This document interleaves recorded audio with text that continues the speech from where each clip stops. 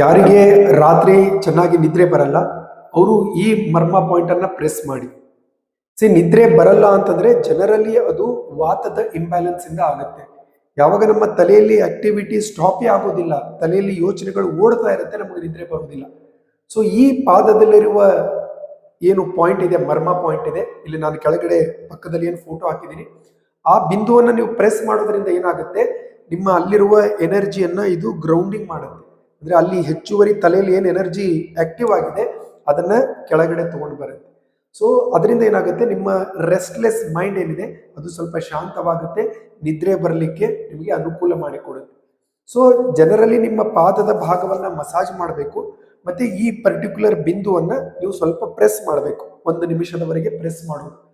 ನೀವು ಕಾಲನ್ನ ಪಾದವನ್ನ ಮಸಾಜ್ ಮಾಡಲಿಕ್ಕೆ ನೀವು ಕೊಬ್ಬರಿ ಎಣ್ಣೆಯನ್ನು ಬಳಸ್ಬೋದು, ಅಥವಾ ದೇಸಿ ಆಕಳ ತುಪ್ಪವನ್ನು ಬಳಸ್ಬೋದು, ಅಥವಾ ಭೃಂಗರಾಜ ತೈಲವನ್ನು ಕೂಡ ನೀವು ಬಳಸ್ಬೋದು.